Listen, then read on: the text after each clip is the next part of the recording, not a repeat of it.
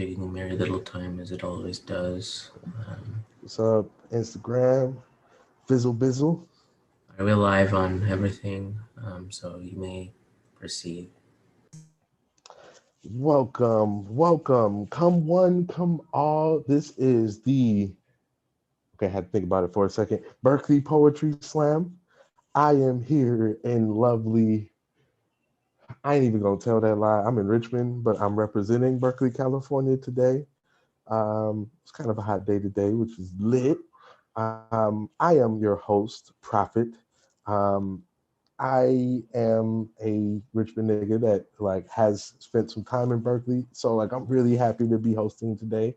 We have an amazing slam planned for you guys, and before we get started with like who all is performing and what we got set for the show, I'd like to go ahead and show some love to the folks that helped to make our show happen.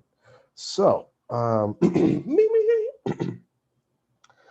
today's show is brought to you by the support from our generous patrons and over Patreon and viewers like you.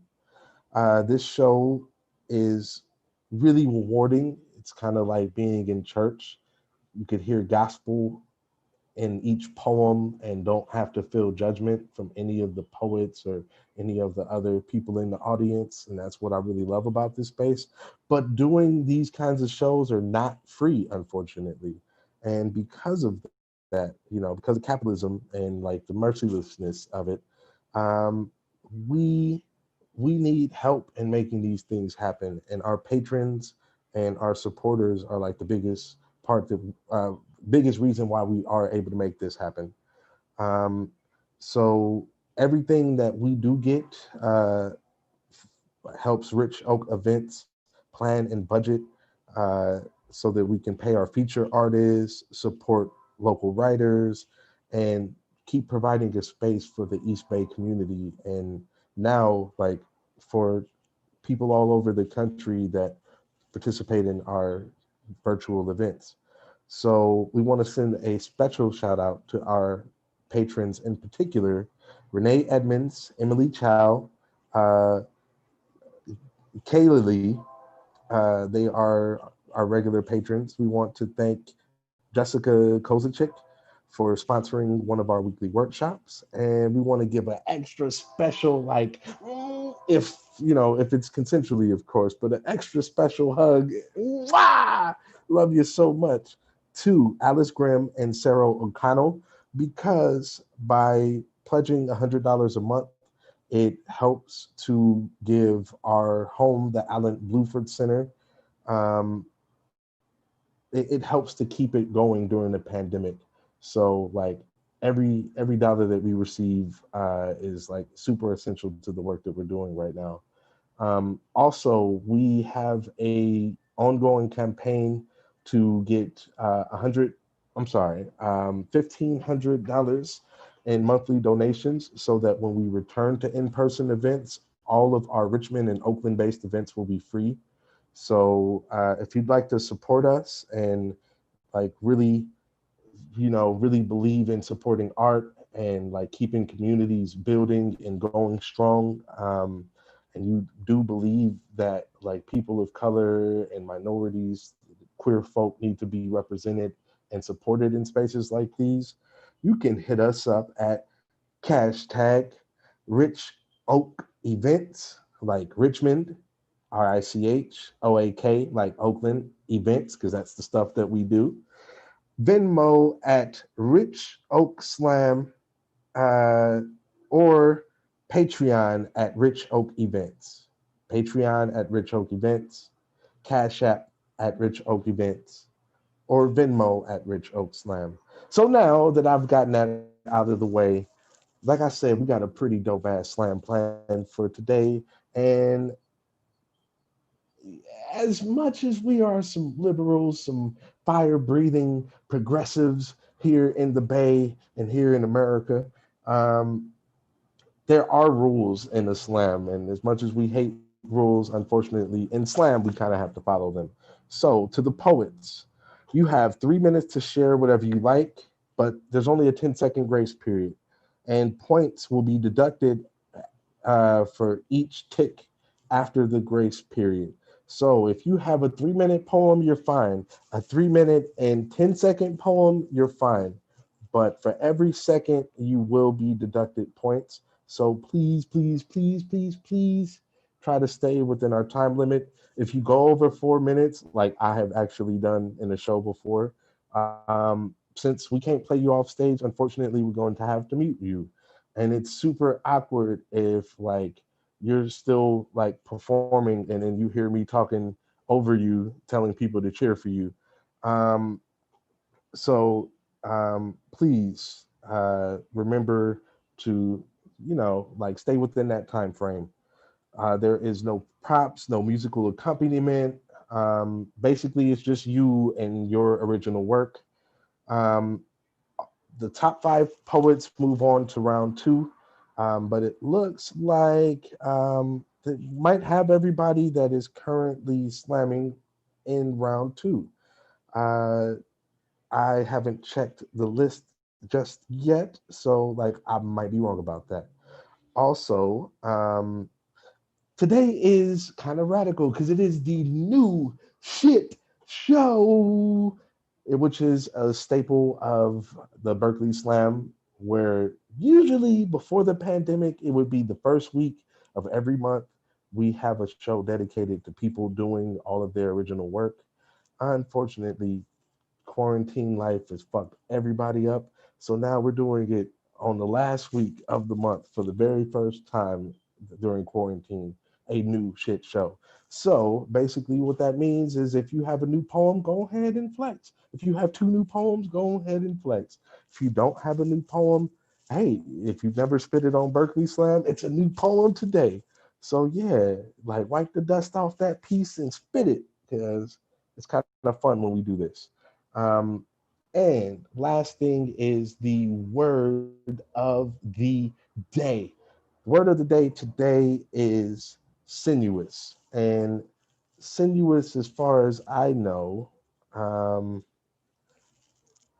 I could be wrong, but I know it has something to do with being of a serpentine or wavy form, winding, intricate or complex, or marked by strong light movements. So if you can put that into your poem and find a way to like really slickly, slyly, cleverly like weave it in there, where you can't even tell that you used a random word just to get an extra point. Kudos to you because you got an extra point that will definitely help you win some of that $100 in cash prizes uh, that we got up for taking today. So, oh yes, I almost forgot to tell you, there's $100 being given out tonight. I ain't got it, but Berkeley Slam do, and the top three poets will be able to receive that cash, that hard cold cash, to do whatever they like. But since the poets have rules, the audience kind of have to have rules too. Um, First rule is it'll be really awesome if you could like, share, or subscribe to our Instagram, our Twitter at Berkeley Slam, or on Facebook at the Berkeley Poetry Slam. It would be dope if you could comment on the live feed. Let poets know how much you love these poems. And I'm not going to lie, I'm fairly certain you're going to love these poems tonight. And honestly, I need you to be as enthusiastic as you would be if you were watching a slam in person. It's real easy during this quarantine life, this post Rona life, to feel isolated and kind of, anxious about everything that's going on. And like, honestly, those words of affirmations can be everything to each poet. So, like, if there was a line that really stood out to you, like, quote that line and show that poet love because it really means a lot. And it's really dope to know that the work that you put out there is well received and helps to heal someone else or help someone else kind of process their own thoughts. Um, so, yes, and as much as we love you sharing your thoughts on each poet, um, if you got something kind of out of pocket or disrespectful to say, know that freedom of speech does not mean that you are free from accountability. So, like, please speak your minds, but know that, like, people may not like what you have to say if you, like, are, trying to hurt somebody with your words. Um, so, I just want to reiterate that. Oh, I almost forgot. Before we get into the slam, I have to have rules for the judges, and some of the audience may not know. And speaking of audience, as each poet comes up to the stage, and as I am cheering them off the stage, I want all of the other participants to unmute themselves to show love to each poet as they're entering and exiting this virtual stage. Because yeah, like it's dead as hell. Like, since this is all like online, it's all digital, it's all soulless. So like, the only way we can add soul to it is if you unmute yourselves so that we can, give it a feeling of like it being all the way live. Um, for the judges, you'll be scoring each poem from a 0 to a 10. Um, yes, judges too. I would love for you to unmute yourselves to show love to each poet. If you can do that and like figure out what score you want to give each poet, like you get extra points too, judges. Um, but as I was saying though, judges are scoring from a 0 to a 10.0. 0 is like watching Donald Trump have sex with your mom without a rubber, knowing that he has at least 150 different STIs. A 10.0 is like watching like Jesus shake his dreads and ghost ride a whip with all the saints and all of your favorite deceased ancestors and relatives and musicians that like made you feel something before they went into the afterworld. It's like everybody going dumb and they got a spot in heaven for you many years down the road when it's your time to go to. So, point being, ain't gonna be too many zeros, ain't gonna be a whole lot of tens. Um, and we do try to protect from score creep.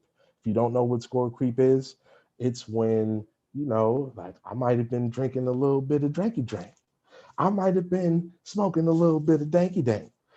And if I have, everything, literally everything is going to sound way better after all of that. But it's not fair to the poets if all the poets in the later parts of the round get a higher score and all the poets that go early get lower scores. So, like, just stay consistent. And to help you stay consistent, we got a sacrificial poet. And now that I'm tired of hearing my own voice right now, I really want to hear the voice of our first sacrificial poet, the ones that'll help the judges um, kind of calibrate and kind of like figure out exactly where they stand with the rest of the poets tonight. So, like for this first round, every poem you hear after Tino, definitely want to compare to Tino's poem to see if you give it a lower or higher score. But with that said, I need everybody to say, spill the blood. Unmute yourself. Say, spill the blood. Say it. I need it. Blood! Spill the Spill the blood. blood. Spill it. Oh, yes. If only I had a knife. But here in the hood, you can't do that without getting shot. So, like my metaphorical knife, spill it, spill that blood. Um, if you can't tell, I'm a bit of an Aries, so yeah, like violence excites me sometimes. Um, Viva la revolution. To spill the blood, we have one of the like dopest people I know. It's also one of the prettiest motherfuckers I know, and I'm so mad that like I gotta exist in the world like as an ugly nigga in the same world as pretty niggas like the person that I'm about to bring up to the stage, and that is my friend Tino.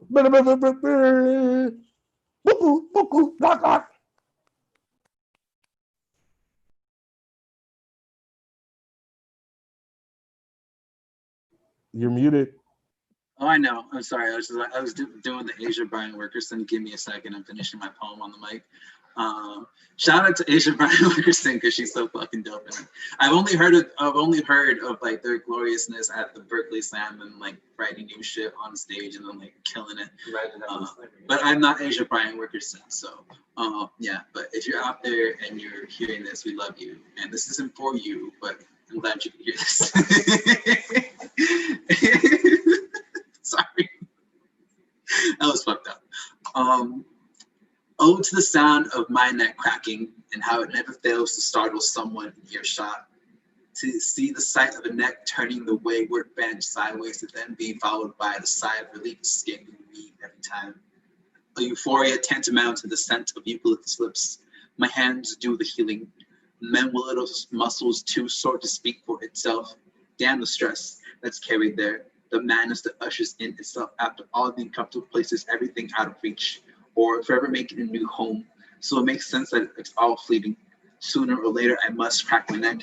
I blame the bedrock you find me in, though I hold myself the most cannibal for sleeping there. I promise it's not my body proclaiming I'm broken. Don't you hear the bones jar themselves in place when no one else offered to? Lately, I've been giving body work to others to body work to others in hopes of reciprocity. I think too many people do not know what healing looks like in its process. How mending soreness is bending the muscles in the opposite direction to return to where it once hurt. All my friends say I should go into massage therapy for knowing all this. I make a gift of understanding bones and muscles that it's our bodies holding on to after we've let go of the pain. And here I am reaching, sore, and bones rattling.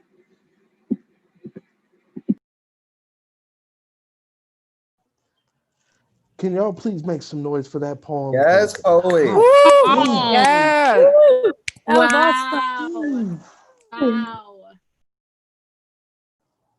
I I know, like, as a host, I'm supposed to be filling in the dead air with my words, but like I don't even want to talk after that because like let's just end the slam now because like man, like why do I have to go after Tino? Like man, that poem was fire, and like I really appreciate you sharing that because I don't believe I've heard that piece before. Like you've been holding out on me, man. Like I've been missing my partner, and then you just gonna like just drop some like some nuclear dope shit on me. Okay, okay, I see how it is. I'm gonna need my edges back though. Um, man, you started off the show right. Judges, please get your scores to Chardonnay as soon as you can. Hopefully, you got it to them like midway through Tino's poem.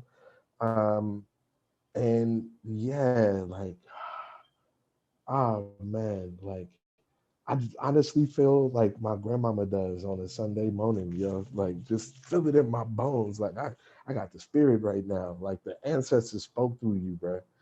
Um, so moving on to the next poet, or the first poet of the first round, we have.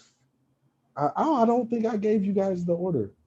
Uh, like so for all of my fam bam that is waiting to know who is performing tonight, in our first round, we have uh, Marika Bamba, Imani Sundiata, Bambi Walker, Calvin Marquez or Marquise, Colin, and Reggie. So, our first poet um, is going to be Marikar or Marika. Um, But just to give you a little bit of verbiage that we use, if I say you are in the hole, that means that you are the third person that is about to come up to our stage. You are the third from the mic. If I say you are on deck, that means you're next up after the next poet speaks. And if I say coming to the stage, hopefully you are ready to spit your piece. So in the hole, we have Bambi Walker. Um, I'm sorry. In the hole, we have Bambi. On deck, we have Imani. And coming to the stage, or being born, as we say, is someone that I do not know, but just from the name alone, I know it's going to be what Celia Cruz used to say. Azuga. It's gonna be sweet and dope as hell. So please give it up for Marika Bamba. Come on, poet. Can y'all hear me okay? I'm in an empty ass room. I'm sorry. We hear you a little bit. Can you speak up a little bit more? Hello? Much better. Okay, cool. Man, how it feels to love my skin. Bombarded with an empty audience, I still speak from within.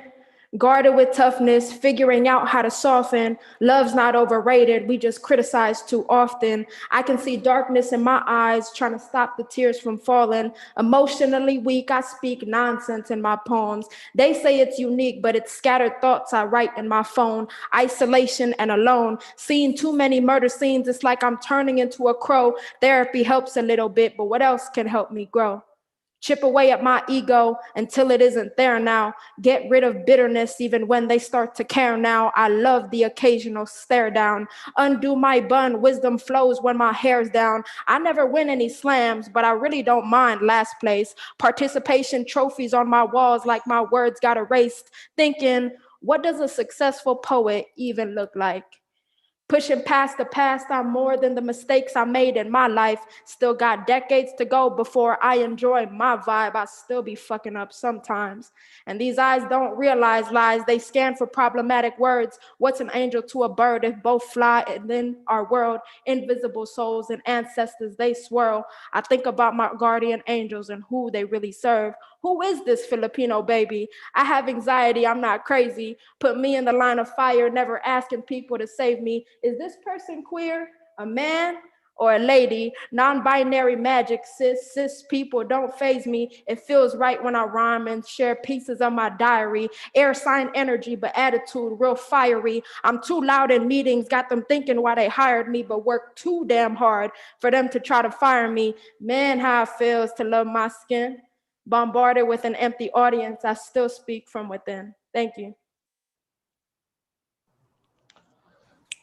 Oh, Unmute yeah. yourself. All right, you better eat that shit Come up. on now. Gang, gang, gang, gang, gang, gang, gang. I'm glad that I was not spotlighted during your poem because my eyes rolled to the back of my head and I'm cockeyed now. And it's all your fault, yo. You got bars. Damn. Like, I didn't, I guess I earned the name Prophet because, like, I said that your poem was going to be sweet and saturated as hell. I didn't know how sweet it was going to be. But man, how sweet it is to hear a poem by you. Like, whew.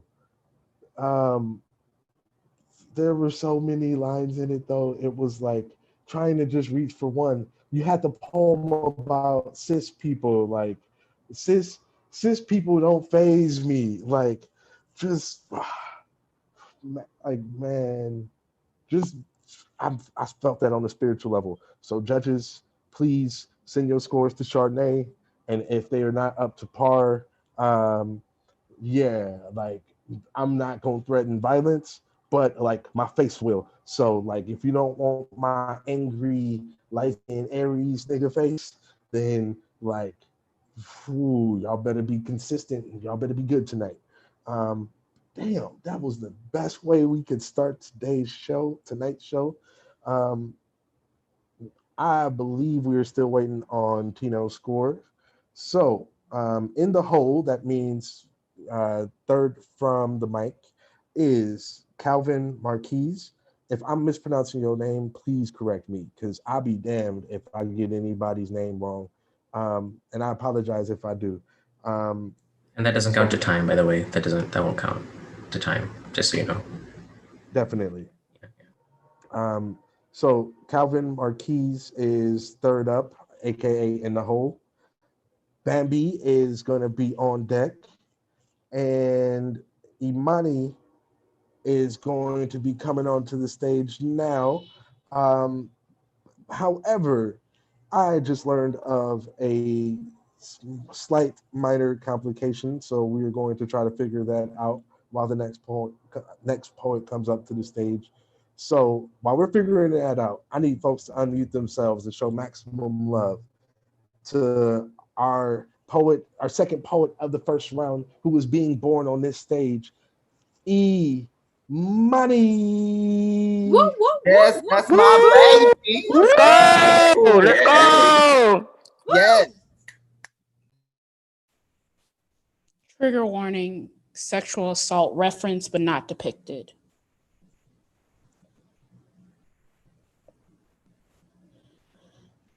I want a body to put my lips on, a sunshine body with all the sparkles of a queer, sinuous summer, not so much a body as it is a seashell born blue. They say, if you put it to your ear, it'll take you right on home. And wouldn't I like a home to body?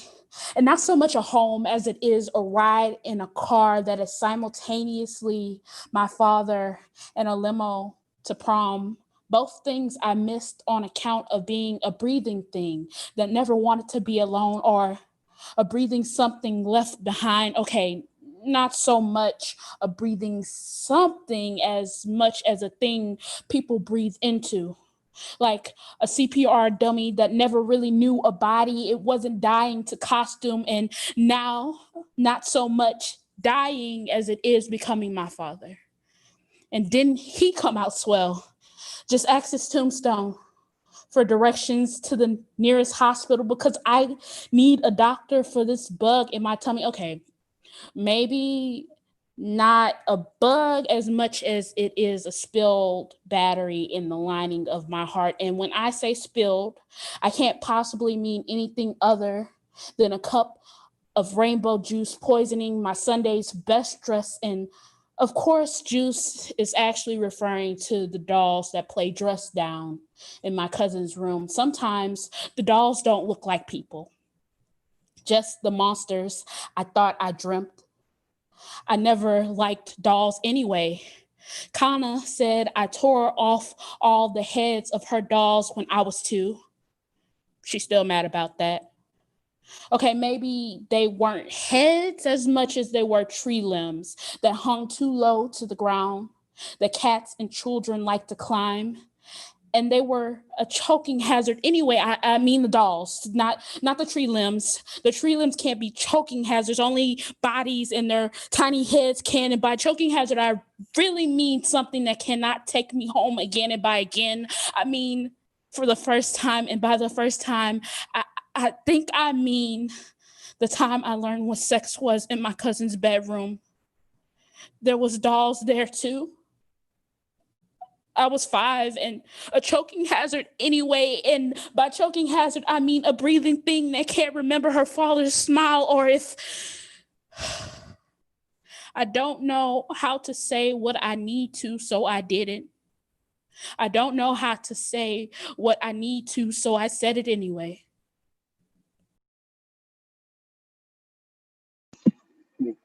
God damn. Oh my God. I need y'all to get going. Judges, don't fuck it up. Don't Let's fuck it up. go. Let's go. Oh, Louder, wow. louder. I don't think that they have been affirmed enough personally. Louder. Dang. I don't know if we got the ability to be louder right now. Like, whoa. The breath has been taken from my spirit. It's gone. I cannot breathe anymore. Wow. Damn. That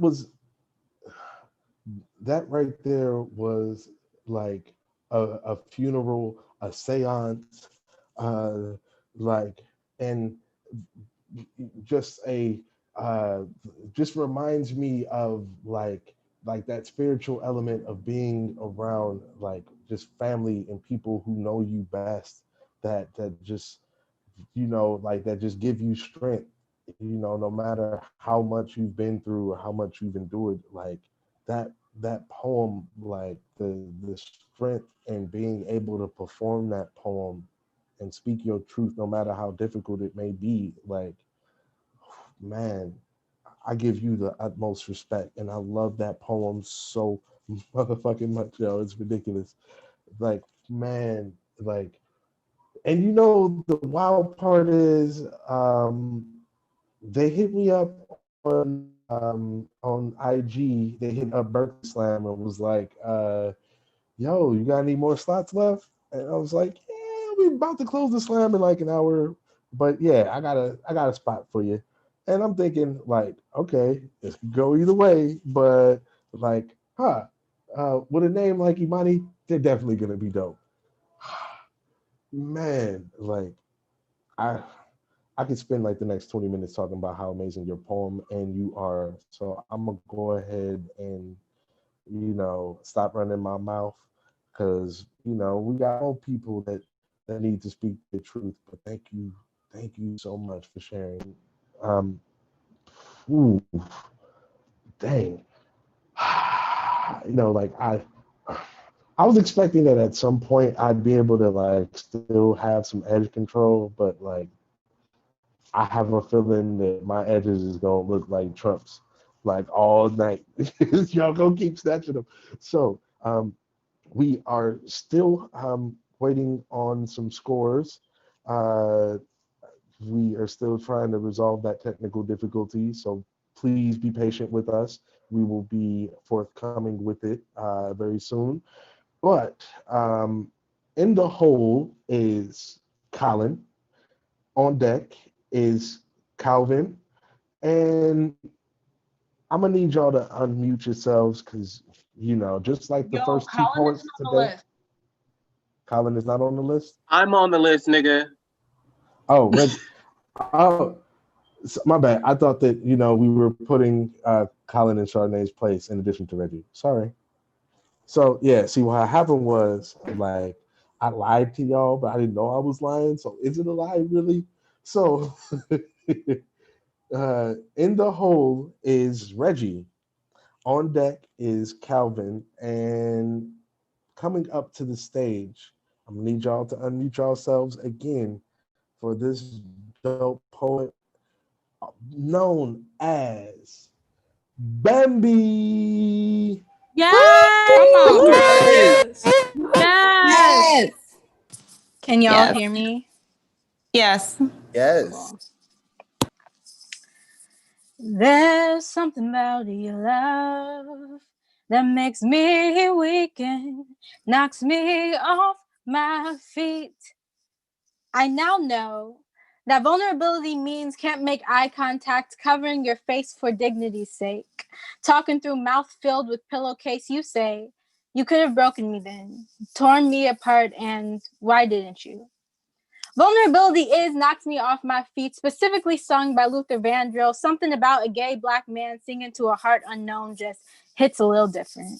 When he sings, I don't want to bore you with it. What he means to say is, you could have broken me then, torn me apart.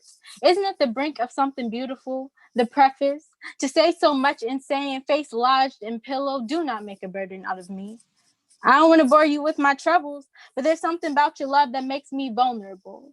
Vulnerability has never taken space for love's sake. Rather, love is what blooms, and vulnerability is the soil. My soil was malnourished. At some point, got more sunlight than could be respected. Did indeed make me feel weak. Someone should have told Luther there's no weakness in vulnerability, only strength. I do not listen to Knocks Me Off My Feet alone in bed. I listen to it with you in our kitchen. The smell of bacon wafting through the apartment, and we dance to that savory scent, pleading with our bodies to communicate all the things we thought we could only whisper shallowly, when bowing heads and closing eyes. Oh, but I love you, I love you, I love you. Found this song blasting at least once at the cookout, and so vulnerability must also smell like barbecue ribs, burgers, and sweat. Must mean that being black is to be vulnerable all the time, exposed at every corner. Our skin is love, blooms from this sinuous soil, but never weak. Someone should have told Luther there's no weakness in vulnerability. So when we fill our plates with potato salads next to cousins we haven't seen in a long while, what we do know is this feeling of being vulnerable without permission, unapologetically, something about surviving long enough to get the grill started, knocks me off my feet. To say, I don't want to bore you with it, but it is what it is. I lied. I do listen to it alone in bed when I think of my mother, She'd played this, ask us who's singing, and there was a right answer. Mr. Luther Vandross, come correct. My mom's vulnerability looks like you could have broken me then. Torn me apart, but I won't let you. Something about the brink of blooming vulnerability with the self. A love from being unapologetic, savory, strong, something beautiful. Knocks me off my feet.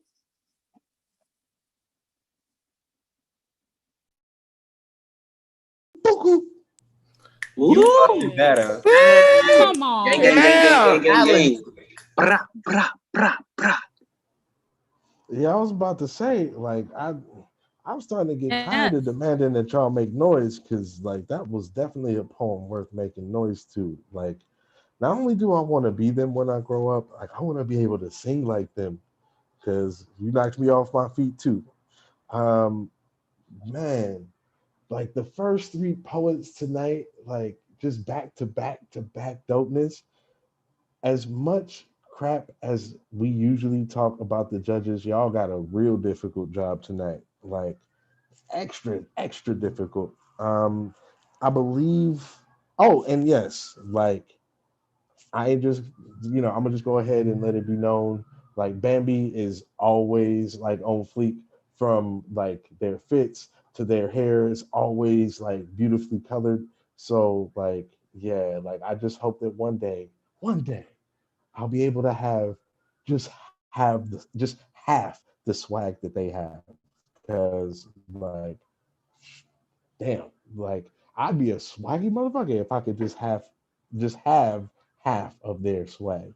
Um, so we still working it out with the judges, but I will be reading everyone's scores as soon as we uh, like get that situated. Um, and while we are also like trying to get that situated, I would like to let y'all know about how you can stay in touch with what we do. If you like our shows that we do, like we do 7 shows a month, and if like you want to be real, it is, it takes some work to do 7 shows a month. But the cool thing is that we do everything from like writing workshops to like, live, these YouTube live streams, to like doing fundraisers and showcases and stuff like we were doing for a couple of months. And I'm not gonna lie, these writing workshops are fire. Tino led a dope ass writing workshop before the show started, and we have a writing workshop before every show. So if you want to know when these writing workshops start, it's always at 7 o'clock. Where can you access those writing workshops? It's always going to be on Zoom. But if you want to know when they happen, you're definitely going to want to hit up Instagram or Twitter at Berkeley Slam, at Oakland Slam, or at Rich Oak Alchemy. Um, at Berkeley Slam, at Oakland Slam, or at Rich Oak Alchemy. We also have a Facebook live stream at facebook.com/Berkeley Poetry Slam. Um, we also have another live stream when we do Oakland Slam at facebook.com/Oakland Poetry Slam. So you will have several opportunities, and I'll tell you a little bit more a little bit later in the show, exactly when each show happens and what to expect. Um, so with that spiel out of the way, on deck we have the indomitable Reggie, but um, the penultimate poet of the first round is going to be someone whose name I feel like I've been butchered like 7, 9, 115, 11 different ways. And like, I just really need you to correct me, because I feel so bad that like I accidentally disrespected you by butchering your name, and I haven't even met you yet. So like, I apologize in advance, but please show your love to the poet coming up to the stage, penultimate poet coming up to the stage, Calvin. Yeah. What? Yes. What? Can y'all hear me?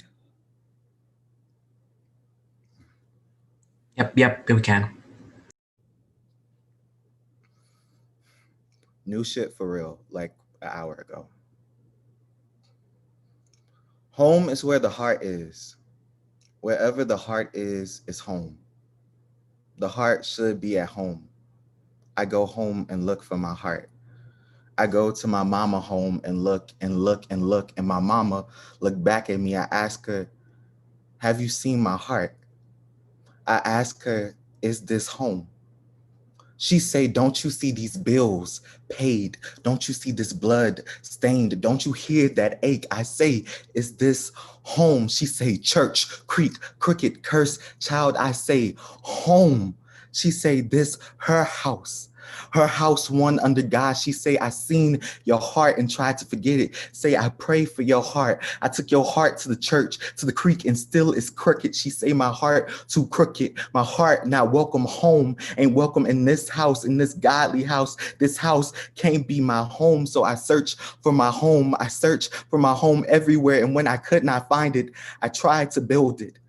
Built a house on the tongue of a boy, and when that wouldn't do, I tried to excavate his lungs, stole each breath he used to call out my name for myself. I even tried community. I tried poetry mentors, guardians of ghazals. Guardians of ghazals, sinuous saviors of sonnets who promise my words can be used to build a new world and whatever heaven I needed, when all I did was build their pockets so they can buy a house, excavated my trauma to build up their resumes before they dispose of me. My mama say, see, asks, why don't you come home no more? I say, I don't come to your house. She say, family is home. I say, family is a house. It's just a house. It's paint, it's blood, and the creek seeping through the crooked floorboard. She say, please pay, please pray, please. I say, paint, blood, what's the difference? Both chip away. So I searched and I searched until I stumbled. I found my heart, y'all, in the kitchen, covered in stray hairs and garlic powder, but I held it, and y'all, home is not where the heart is. Crack open your heart, and there find everyone who ever carried you, everyone who gave you directions when there was no stars to guide you back to your body. Inside my heart is every person who ever loved me, removing the bad blood stained on the walls, excavating my niggas, my new blood, finger paint a nice guy into the chasm underneath my left lung so I am never lost again. They say to me, my nigga, you, church, creek, crooked, crimson, child, come. Oof. Oh Ooh. my What? God. Come on Okay, so this is now. what we're No, doing. That's fine. right That's fine. on. Come That's Hey, what? on. This, yep. Come on. My wig gone. Dang, Wow. shit. I mean, still on my head, but technically gone. Gone. Yo, wow, like, man, whew, like just soaking in the richness of that poem. Like, bro, I don't know you, but I love you because I love your poem. So just know that that poem was fucking amazing. Holy shit. Ah, man. Like, I get it now. Now I get why my grandma was at church every single Sunday and like 4 other days out of the week, because like that feeling just gives you like them the need to fiend to hear it again, to hear that gospel, to hear that truth. Like, man, like, man, I don't know. I don't know what else to say other than that is a phenomenal poem. And I finally have some scores for you. So for Tino, our sacrificial poet, we have a 25.2. We're gonna have to boo that score because it is gonna have to go in the trash bin. I don't know what the fuck these judges are on or like what they need to be on, but that was whack. But like, hey, who knows? Maybe the scores get a little bit better after that. Ooh, like, I don't know if I trust judges like that. Judging other people's work, putting points to poetry. That just sounds pompous to me. But our next poet after Tino, Madikar, was able to get a 29.0. And like, I'd say that's a pretty good score, but it's not a 30. So it's also a trash score. Do better, judges. Also, uh, judges, like, I have a feeling that you will be consistent tonight. Like, this something strikes me as like, y'all have your shit together enough to be consistent throughout the rounds. So Monty Carr got a 29.0. After Monty Carr, Imani was able to get a 29.2. Um, and like, these scores look like they're all within like a couple of decimals of each other, so like y'all gonna be wildly consistent tonight. And for Bambi we have a 29.1. So like, yeah, like, I really want to talk shit about that score, but like, I don't think I'm gonna have to clown the judges tonight. Like, damn, y'all just took like 6 bullets out my chamber right now. Like, cause I was for sure about to make six slick remarks about y'all, and y'all don't even give me a reason to talk shit. Like, I don't even like y'all now, cause I can't even talk shit. Um, but we are still getting some of those scores. So while we are waiting for the last score, for the last poet, please show your love to the wonderful, the amazing, the the asshole that I love, Reggie. Yes. Yes, it's beautiful. Woo! Let's go. Who is that? Who? Is that God? Is that God? Yes. Can y'all hear me? Yep. Yes. Yes. Their blood has washed out their foul footsteps pollution. No refuge could save the hireling and slave from the terror of flight or the gloom of the grave. The Star-Spangled Banner, the United States national anthem. And so violence calls me a nigger, then dead, then a dead nigger, and writes a song about it. And so violence calls itself whiteness, then supreme, then godlike, and creates a new nation out of this sinuous vocabulary. Music is a history too. Like all histories, it is covered in my blood. If not my blood, then the thirst for its spillage. Violence is the anthem of power. Music immortalizes violence until it cements in the cracks of my skin. Violence writes itself into music, music into history. History rings death in my ear every time I think of freedom. Violence got a way to make itself look pretty. Will pick daisies from my bones and call a graveyard a garden of complex histories, where you can learn from the dead without even respecting the living. Violence had the words to describe my death before it had the words to describe the life that blooms from my corpse when they bludgeon the blackest parts of me. I have been serenaded with all of the ways I am going to die. So what happens to the country that pledges allegiance to my early grave? What happens when the Black body eulogizes into melodic genocide? I have heard every song that thirsts for a funeral. My blood still dripping from every word. My death still celebrated in every ringing note.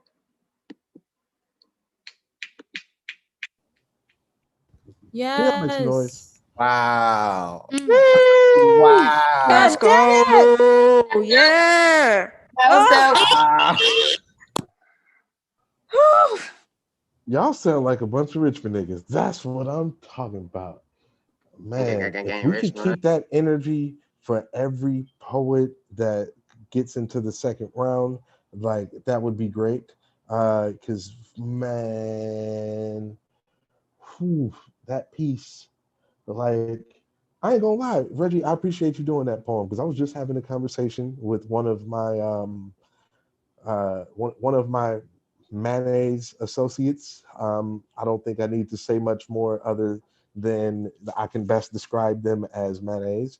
Um, and they didn't understand, the reason for the riots or the protests. Well, they kind of did. They inferred that they do, but like they didn't understand why people would protest the national anthem.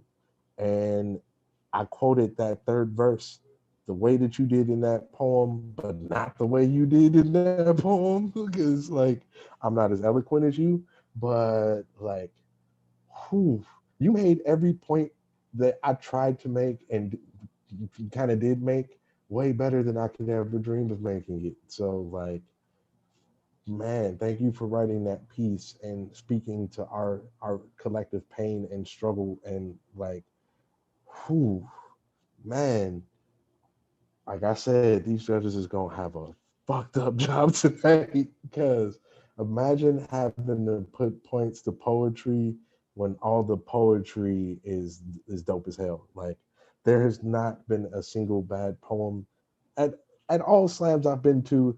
I can't say I've ever seen a bad poem unless I heard somebody bite somebody else's shit. But like tonight though, it's like the stars just aligned to just be, let's be just be fire for no reason. Like the moon or Mercury must be in retrograde tonight because like y'all got me howling at the moon from that truth, yo. Um, and the moon is a unique color tonight because of the smoke. So like I'm I'm in my spiritual bag just hearing all this truth I've heard. Um, that concludes the first round of the slam. There is no feature tonight, and I don't know if we had planned to take a break to calculate the scores. It looks like we still need some time to calculate some scores. So, yeah, and I'm gonna leave it up to like a democratic vote. Do we want to take a 5 to 10 minute break, or do we want me to spit a poem to be in lieu of a like 5 minute break? Just so What you say know, if y'all? just just so you know, no matter what, the stream does not stop. The stream continues. So our break, if people are speaking in the stream, they will hear everything you say. Yes, just keep that in mind. Okay, let me see what the folks in the chat are saying. Yes. Uh, we have one person, two person, three-person want to break. I ain't gonna lie, I'm tired of hearing my voice too. I appreciate y'all giving me a chance to get some water. Um, so we will be back in about 5 to 10 minutes.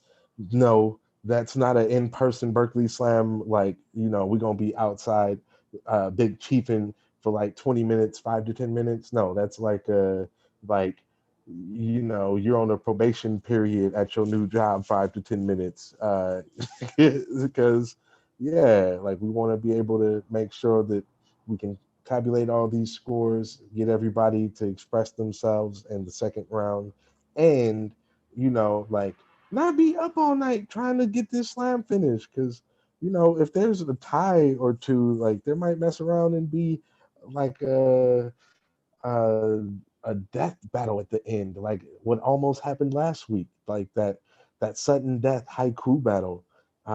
It's looking like it might shape up to be that very same tonight. So we want to make sure that we have enough time for that. So we will see y'all in about 5 to 10 minutes. So let's just go ahead and say 7.5 ish. So and see you soon. We will be back in 7.5 minutes.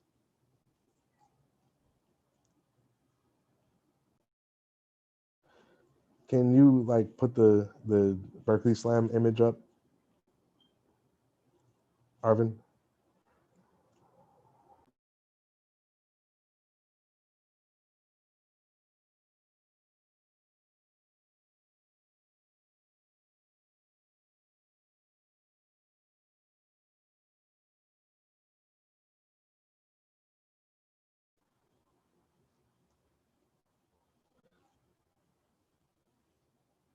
I love how different it is after Arvin gave that warning. Y'all niggas quiet like it's the feds watching.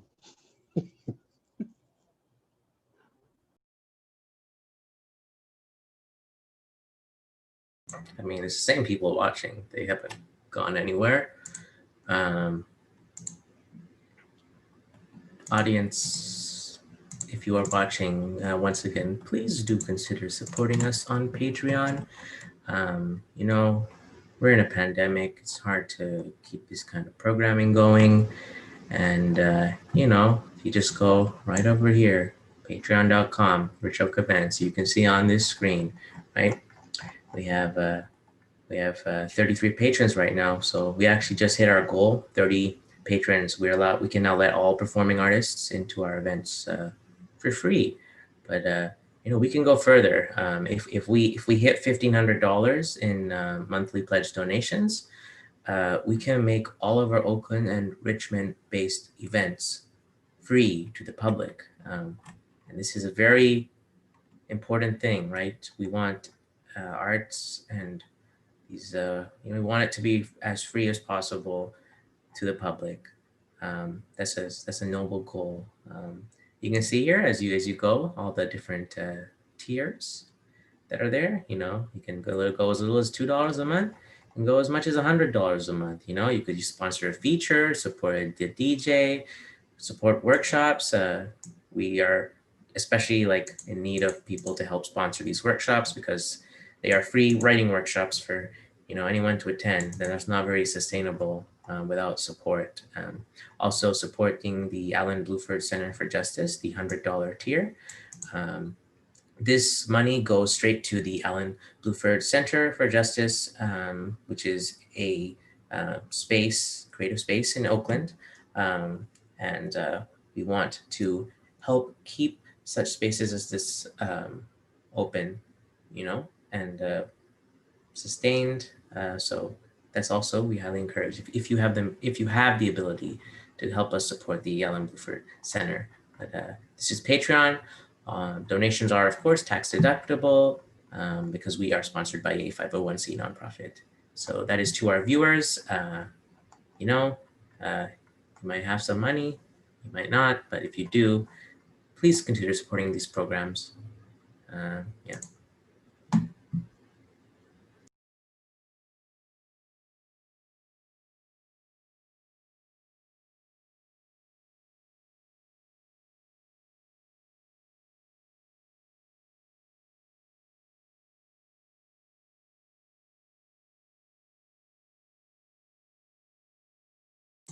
I don't know if anyone's speaking, but everyone's muted right now. I don't hear anything.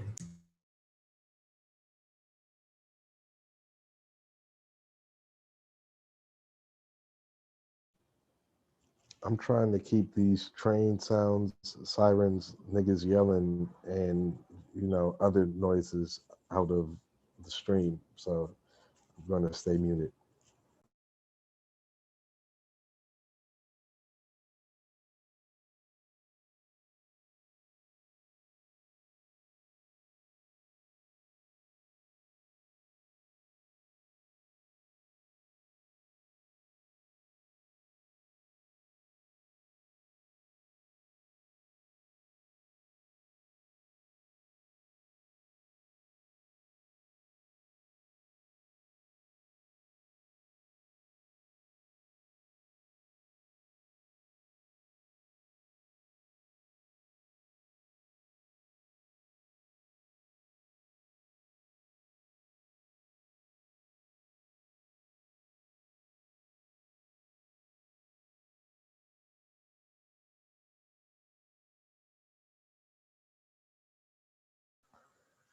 If you are watching our live stream and have just tuned in, you are tuning in during the interim period between first and second round.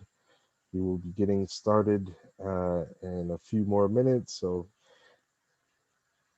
have a drink, have a smoke, sit back, relax, and enjoy round two, which will be starting soon.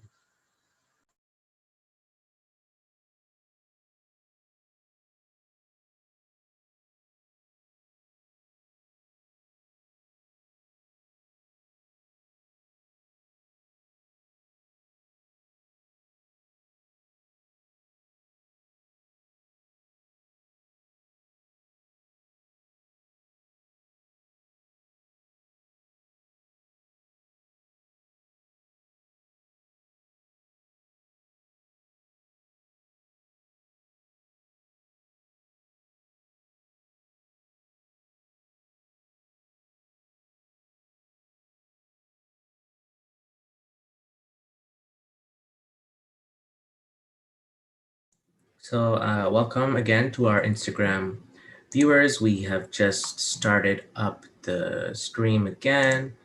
A little thing to note on that is if you would like to watch these streams uninterrupted, particularly when we have continuous shows, you can go on over to Bay Poets Unite. Bay Poets Unite is a platform that streams poetry shows all over the Bay Area. And currently all of our virtual events, you can see here the Berkeley Slam, Oakland Slam, Founders Speak, Greetings from Clear Mountain, Retro Alchemy, Word Church. We have all these archive shows, and we continue to stream shows on here. So as well as poems, you can see old poems that we have, some really great poems on here that you can go check out, and really nice footage quality. So we highly recommend, you go there and subscribe to Bay Poets Unite so you can keep up with all of our shows in the Bay and all of this content.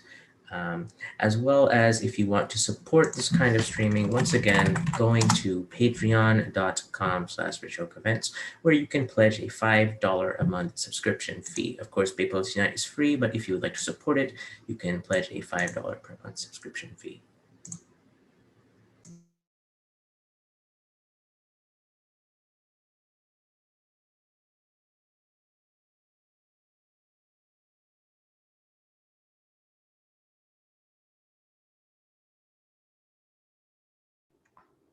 The slam will be resuming in about 3 minutes. We will be back in about 3 minutes. Not 3 minutes and 50 seconds. Not 5 minutes, but in 3 minutes.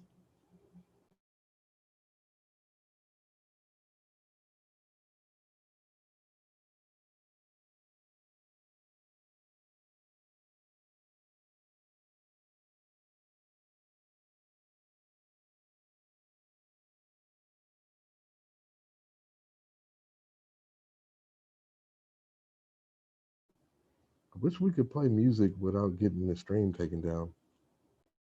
It won't get taken down. We just get copyright claims. But, I could probably find, if this ever happens again, I'll find some maybe royalty-free or, copy Creative Commons music, like generic beats, and just play that. Or I don't know. I have a marimba. Maybe not a marimba. I have a little xylophone. Maybe I'll just play some stuff on that for them. We could always play clips from that one movie, that one Zion movie. What's it called? Night of the Living Dead, because it's copyright free or whatever. Although then again, that would call to question what kind of show we are. But that would be hella cool for our Halloween show to have an intermission and just play clips of that. Hell yeah. Hell to the yeah. We could even play some Bay Poets Unite footage. Please subscribe to Bay Poets Unite for more content. YouTube.com/Bay Poets Unite. Yes. We are trying to be the unnamed large poetry YouTube behemoth of the Bay Area equivalent. I don't know. It starts with I love how you worded that. Pin or something. Pin. some item of clothing. I don't know, pin, poetry, or something like that.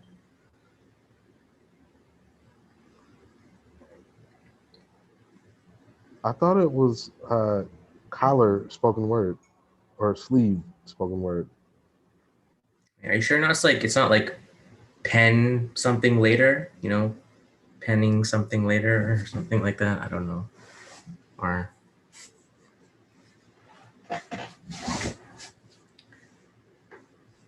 pen about later, or losing a slam, slam lose, slam lost.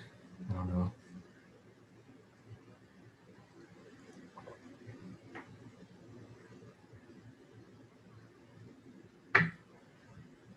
We ain't shit, and I love it here. Yeah, we are not. But with your help, we could be.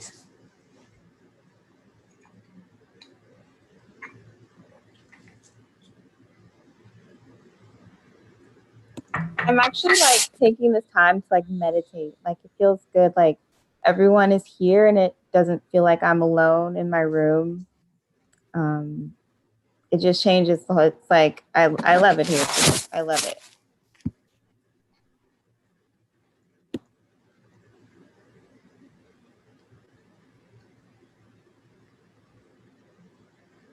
Once again, to our Instagram viewers who are just coming, this is part 2 of our Berkeley Slam. We're about to start round 2 soon. We had to cancel, or not cancel, we had to close the stream and restart because of the 60-minute time limit on Instagram. We are back now. So if you would like to view these streams uninterrupted, you may go to youtube.com/BigPoetsUnite and subscribe, and you can view streams uninterrupted there, as well as get reminders for future streams, future events, for shows all over the Bay Area, such as like the Oakland Slam, Metro Alchemy Slam, Berkeley Slam, Queer Mountain, all these kinds of different slams, a lot of shows, all in one place, convenient, like Netflix. You could sit on your couch and be in like 6 different cities at once.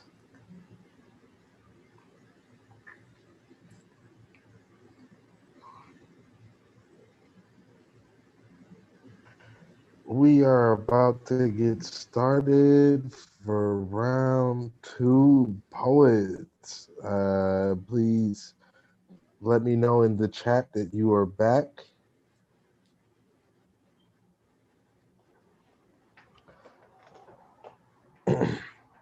I know. I wasn't ready for the slam to resume either. Just want to make sure everybody, all the judges, all the poets are back. So, none of the judges pulled a me. And by pulling a me, I mean, like, y'all promise to keep a secret with nobody this. And unless y'all tell, ain't nobody gonna know. So, so there was this one time where I was judging, right? And I had eaten some Taco Bell, and I didn't know the Taco Bell stereotype because it had been a while since I ate there. And see, what had happened was, like, there was a break that was supposed to be like 10, 15 minutes, that was like 5 to 10 minutes. And nature was like, hey, bruh, time is a social construct. I don't give a fuck about none of that. So, like, yeah, like there might have been a judge that night that like came halfway through the first poem, like the second round sack, and had to judge like the half a poem that they heard. So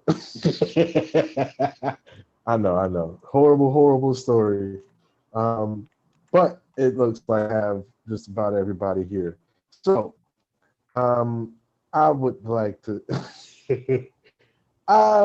say that everybody from the first round has made it to the second round, and like these scores are like ridiculously good. And by ridiculously good, I mean ridiculously consistent. But give me a moment to give you some of the last scores from the previous round.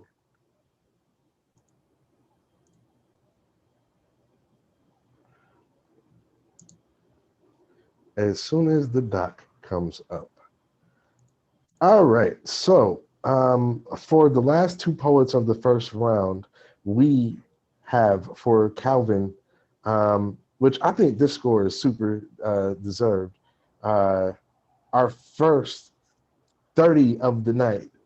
But it's not your regular average 30. It's like a 30 plus a little bit of something extra because they used word of the day. So it is a 30.3 for Calvin. And for Reggie, we have a 28.9. Those are the final scores of the first round. And judges, you probably just came back from grabbing yourself a drink, or smoke, or a quick bite to eat or something. And, like you still need to get warmed up into the whole putting a point to poetry thing. So we got another sacrifice for you that just so happens to be a dope ass human being and a super dope poet.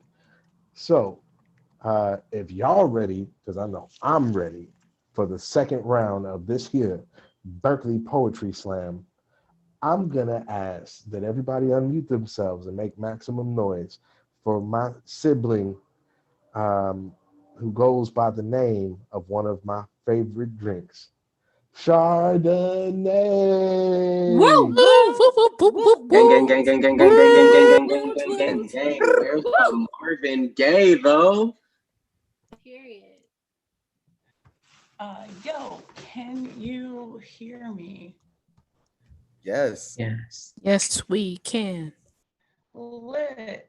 I did not forget that I was sacrificing at all.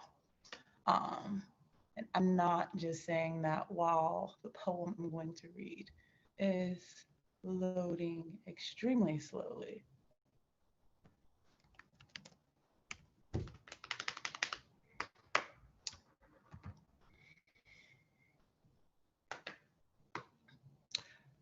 So why did nobody ask the female daddy long leg if being called daddy translates to an erasure of her womanhood? The same reason y'all don't realize the caucasity of asking what my pronouns are.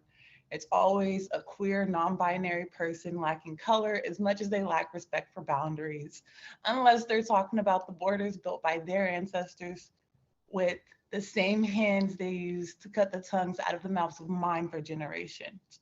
Their blood in my mouth runs over, a drop for every refusal to abide by this demon tongue. It does not contain a word divine enough to define me. Ancestral memory is so blurry, I can't tell you what language those before me preferred to speak. And now that it's damn near out of reach, you cautiously ask me what my preferences are. I am the river Oshun, the manly woman, the water you must drink that will also drown you if you even think about disrespecting me. Now look at you, apologizing. You can keep your sorries unless it's in the form of money because knowing better has never been cause for y'all to actually do better. So why did no one ask the female daddy long leg of being called daddy translates to an erasure of her womanhood? No one's bothered to learn her language. The word for father is also the word for mother. There is no translation. Twins flame dancing in fluidity, the holy one. It's not uncertainty that fuels my desire to strip the pronouns from my tongue. It's the certainty that they, like you, have got me fucked up. In Yoruba culture, there are rituals to change the gender of an unborn child, transforming their destiny away from misery or abiku. Translation born to die. Translation dies before parents. Demon tongue felling me again. So I asked the female daddy long leg if being called daddy has any effect on her womanhood. And she laughed, said men always think what they call us could change us. Said we've always been more than woman or man, transcending beyond the umbrella of trans. It's just more demon tongue. My blood spilling from my mouth as I say, stop calling me she. My pronouns are them, they. Thank you. Okay. Damn. Period. Let's I'm go. a little high. Yes. Love it. Take down. Take And us the to church church says now. fuck yes. Wow. I hope y'all like being in church today because they for sure just preached Pastor, I want you to take a bow with that one. You just preached the gospel right there. But damn, I've heard that poem a few times, and every time I hear it, it gets better. And I love how, like, when you, like, anytime you perform it, the way in which you speak sounds kind of how I expect a daddy long leg to speak, and like a very calm and collected, and like I, like I am in charge here. Like, yeah, you might be the human that's 100 times my size, but like I will fuck you up for getting my name and my pronouns wrong. Like, but not in a super aggressive way, but in the like, yo, you got but one time to get me fucked up again. So like, thank you for sharing that poem because it speaks to a very necessary truth. Um, man, judges, I don't envy y'all because all the shit that I couldn't talk about y'all in the first round is still fair game this round. So like, remember, any poet that comes up after Chardonnay, you are going to have to compare to Chardonnay's poem. So like let's try not to score creep, no matter how drunk or high or other you are.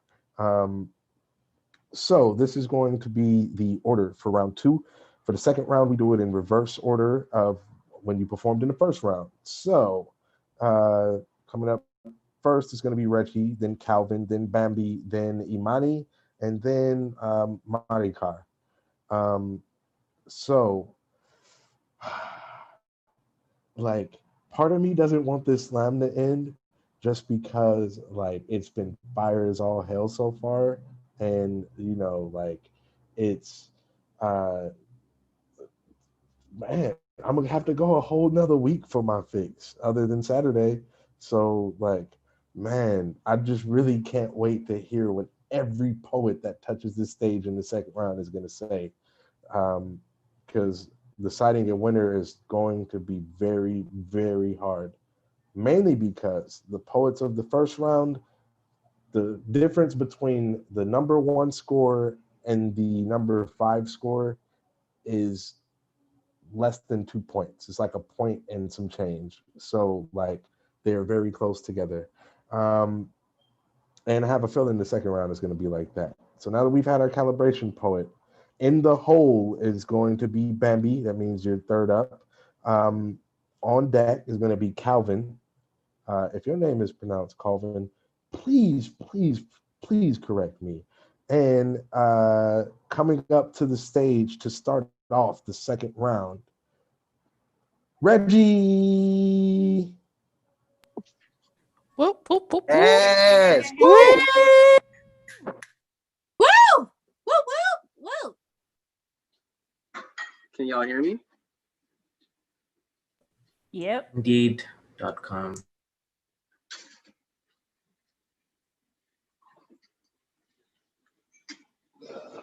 God reinvents the gold chain circa 2019.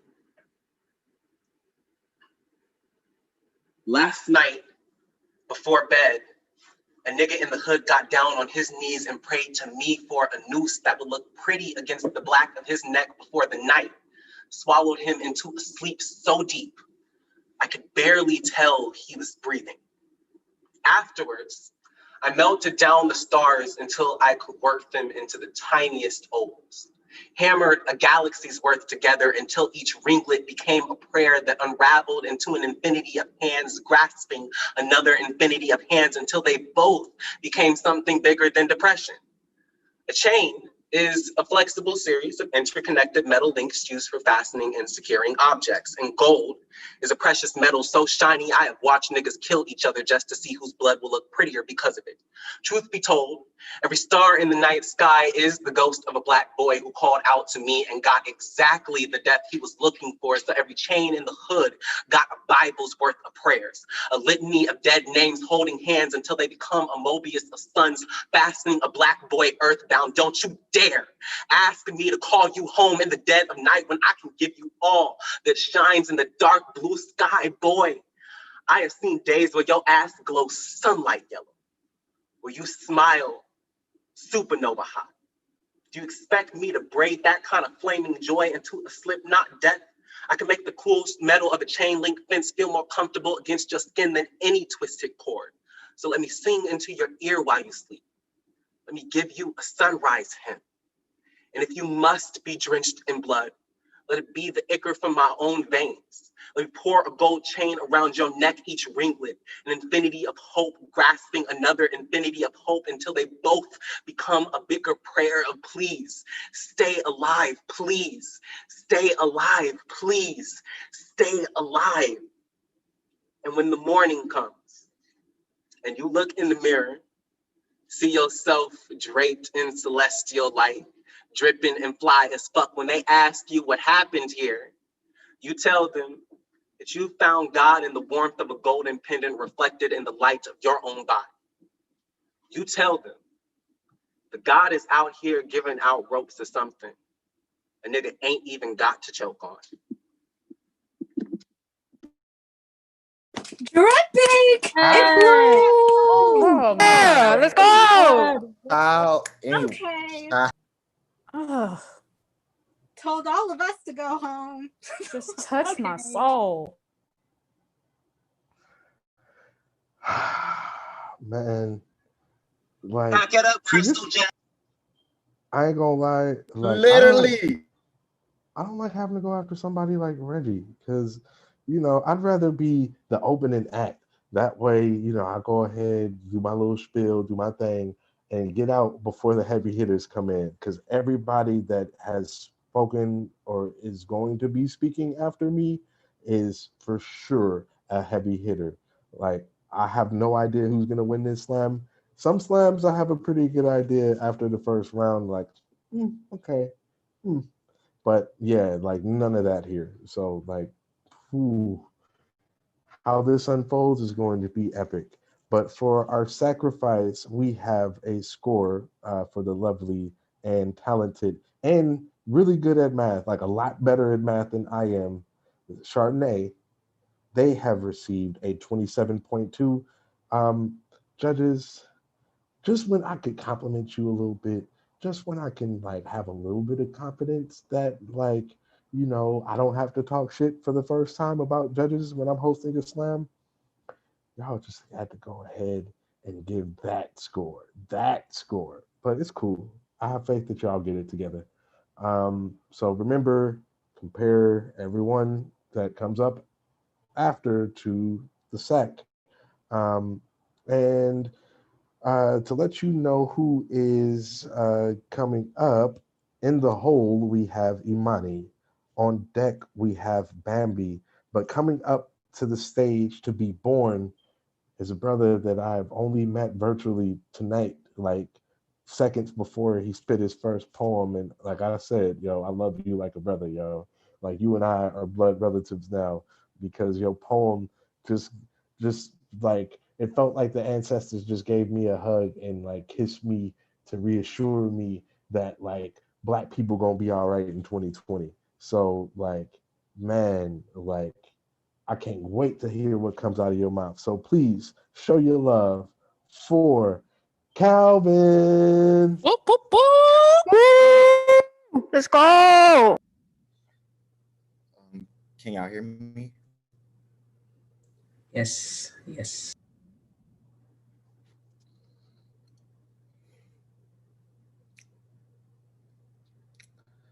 I wish I could tell you I'm doing good right now, but bitch, I ain't. I'm doing better though, and I know this. Feel it in the way getting out of bed takes one less hour now. The way I've managed to wash my face every day for the past 3 weeks now. Showering sometimes evades me, but ask me where I've been, and I'll smile and I'll say out of bed. When I thought of healing, I thought it would be like a ball of sunshine that warms you, and it ain't shit like that, but it's better than whatever I was doing, but it's more like the AC stuck on 68 in your apartment. tossing around the syllables of alone and lonely, trying to spark a fire to warm yourself. When I thought of beginning therapy, I said, I just need the days to move, to not perch on my rib cage before stumbling off, drunkard and directionless, simple. And my therapist said it ain't. Showed me a mirage of things racing to find me there.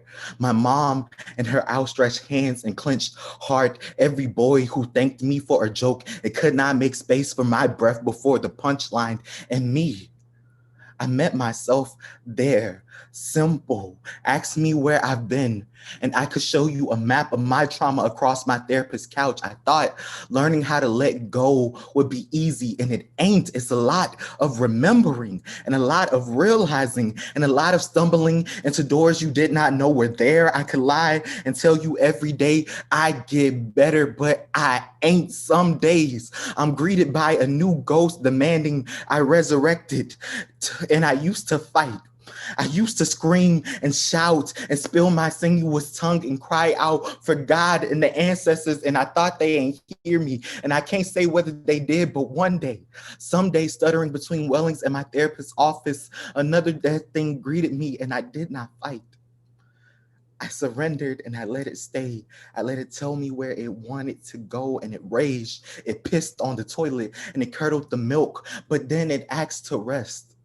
Just rest, and I tucked it in. I thought that might be the last time I saw it, but it ain't. It comes and goes and rants and raves, but it always asks to rest. I say one day I will meet myself where I am. And every day I perch on my bed, waiting for me to run back into my new body. And this is good. If you ask me how I am doing now, I will tell you better. And that is good, even if I ain't. If you ask me where I've been, I will say out of bed. But if you ask me where I'm going, I can't tell you. I ain't been all the places I'm meant to be, yet this is simple. I ain't encountered all the love meant for me yet. Wow! Wow! Come on. Come on. Yo, Come on. nice. Woo. Come on. Come on. I'm crying. Wow. Yo, bro, like, I'm gonna need you to stop making me cry when I'm not on camera, bro, because you know, like, as somebody who is from and lives in the ghetto, like, it ain't a good look to be crying all the damn time, yo. Like, yo, got me sniffling. I'm already light skinned, bro. I can't be crying and light skinned. But, bro, like, that poem was drenched with so much imagery and so deep, yo. Like, man, if you don't come back next week and the week after that and the week after that, yo, I'm gonna be salty as fuck. We need everybody that has touched the stage today to come back because, man, y'all are phenomenal, and you, Calvin, are phenomenal, yo. Whew. Judges, I really don't envy y'all. And let me see these scores before I like see it. Like if I gotta put my metaphorical foot up somebody's ass. Oh, it doesn't look like it. So, for Reggie, our first poet of the second round, we got a 29.7. So yeah, score I can't really talk too much smack about because it's really consistent. It's comparable to the first round score. So like, yeah, keep up the good work. And judges, like, please, please, please keep doing the good job that I see you are doing of getting your scores in relatively early. Um, Remember, try to get that score in after the second minute of the poem, or maybe midway through the poem if you can. Um, I just want to let you know before I call the next poet up to the stage that you can, if you really, really loved what you heard tonight, and you know, like you're gonna be sad as I am and depressed, like I'm gonna be, that the show had to end tonight at some point.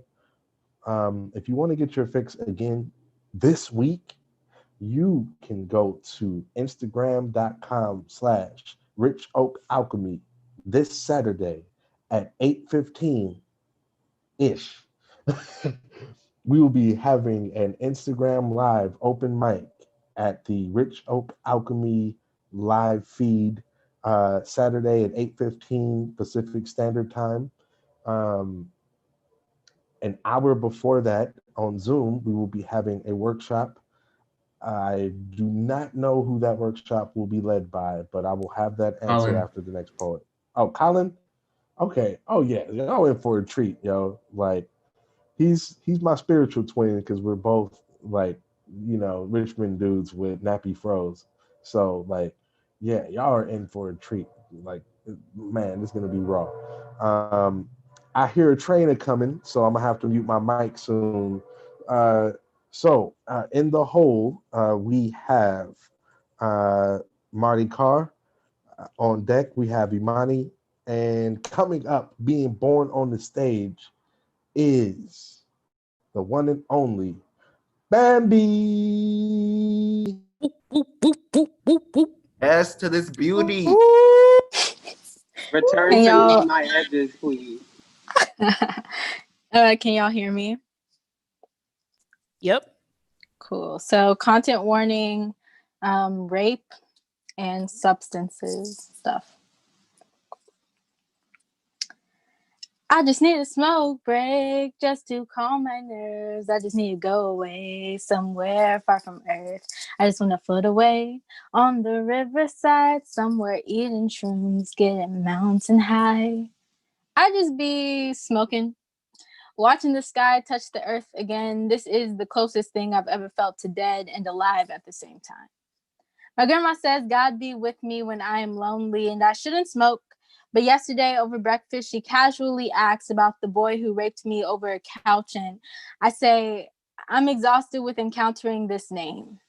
The past, present, and future all look the same to me, Grandma. I'm still the me who was curdled into a walking dead by the hand of the boy rewarded for my sacrifice, the same me who'll be smoking in my backyard and who will eventually forget the stench of his sweat, replace it with lavender-scented candles and healing and shit. But today, I'm smoking, watching the day again. This is the closest I've ever felt to God, you see.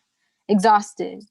Encountering the past, present, and future off the tongues of those who have never touched the timeline. I am still the me who was and who will be, the smell of weed that tastes my septum and eyes out of focus, mind everywhere else. I'm alone when I am alone, you see. And when I'm not, I am bulletproof punctuation mark, the end that never gets hit harder than it's already been thrown. I'm the whir of the fan and the rumbling of train tracks, the silence that don't know how to shut up when you want it to. And it's too quiet when you need something to listen to. When I'm not alone, I'm far away. Smoking and drinking enough to make my tits look bigger, enough to keep getting tattoos so as to have something that won't leave and paints me the color of cooler than him. You see, I want to feel free, Grandma. I want to cry for a long time when you tell me not to. Expect an answer when you gave me a zipper for my mouth. See, nothing about my body feels like mine, even when I'm alone, which is often, which is even with you, which is especially then. It's never on purpose. Call me Father to all the things that are living and forgotten. See, God is neither dead nor alive, and my company is kept by this blunt. Call it a christening. Call it a funeral for the breathing lumps and bumps and pieces of me that somehow survived that night. Find me in the backyard, slipping away. Cause I just need a smoke break just to calm my nerves. I just need to float away somewhere far from earth. I just want to float away on the riverside somewhere eating shrooms, getting mountain high, bitch.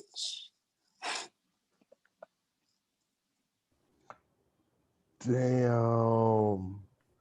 Oh, so Okay, Y'all good. showing love in the chat. Speak Okay, on it. poet. Speak. I don't think that Bambi got enough love. I need y'all to be a little bit more vocal than that. Come on now. Y'all show love in the chat, but I need y'all to be vocal. You better do. Yes, You sir.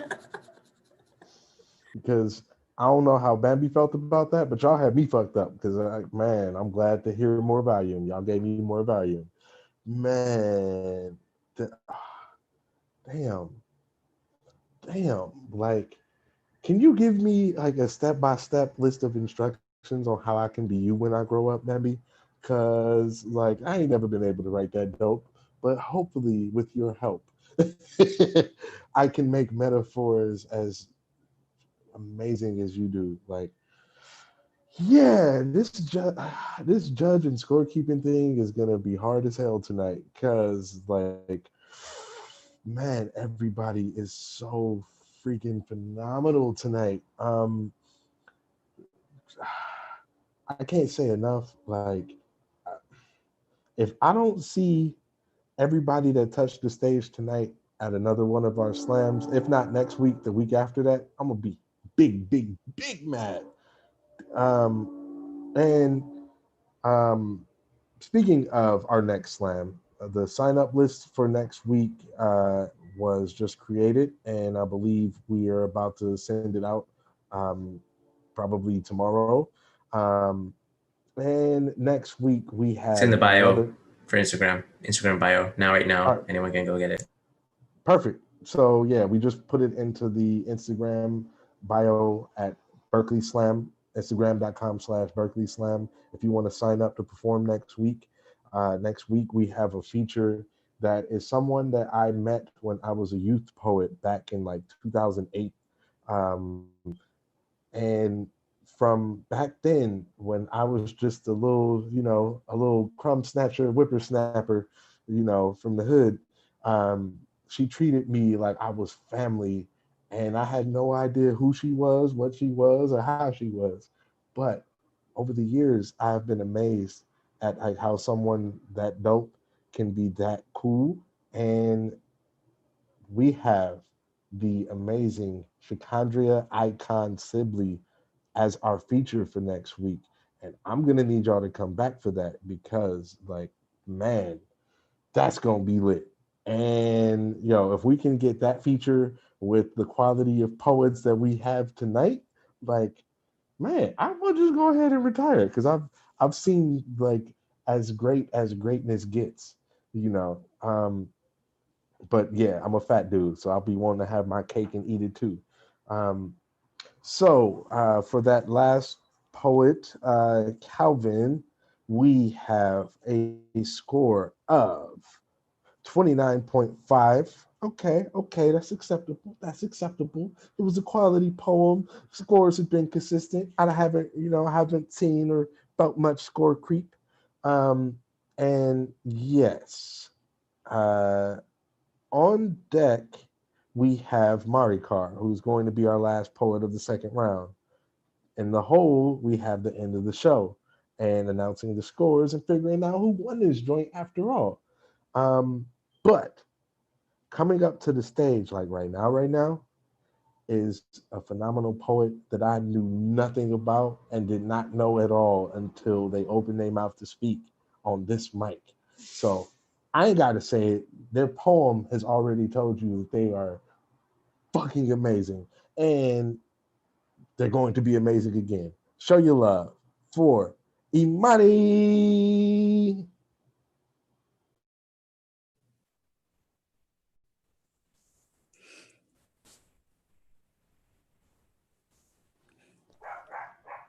I think I might still be spotlighted. Okay, no, good. Depression is a hard pill to swallow. Depression is a pill to swallow. Depression pill. Swallow depression, a depression pill, depression pill, depression kills. So swallow a hard pill, swallow a depression, depress in, wallow in depression, wallow in and in depression, depression in my body, in my body. In my body is an end to depression. Wallow in my body, hollow in my body. Depression hollows my body, swallows my body whole. A whole pill for depression is a hard body to swallow. Wallow, wallow, wallow, wallow in my whole of a body. Depression, wallow, wallow, willow, wallow, wallow, willow, willow. Depression is a willow. Make widow of the parts of my body that love parts of my body that hang from depression's willow tree. A pill is a hard body I can't swallow, so I hang pills from willow trees. Hollow out my body. Hollow out my pill body, make it an end for all of depression's body to take up depression. Where's my body? Depression, where's my body? Depression, where's my body? Where my body like only a willow could, like dead weight, like dead weight, like dead weight so heavy. And when did this become about my father? His dead weight so heavy, like depression. My father is like depression. My father is like depression, like I am to dead weight minus the dead, or my father is to depression, like I am to just wait. I just wait. I am just wait, and I just can't wait to not weigh so heavy from my father's dead every day. I weigh myself in pills, then swallow his weight in depression. Does my body is an end to depression mean my body is an end to my father? So does my father live in my body so he stays in the inn? Why'd he check out so early? He still has to pay for the room he took up. We left the light off. We let the light on. We left the light on for him and the bulb burned out. I just wait, but now the room has no father and no light, only depression. Depression is not a good guess. I want him out, but he paid for the room too. Depression paid for the room while I'm stuck paying for the damages. Is not fair. We left the light on for him. He should have came back, but now he's just dead weight minus the weight. And now I feel the weight of no father, like he's the depression I want out. I want him out. I no longer know which him I'm talking about. I don't want to pay for the damages. I just wait. I just wait. I am just the weight of my father's absence. My father's absence is a hard pill to swallow because it weighs too damn much like depression.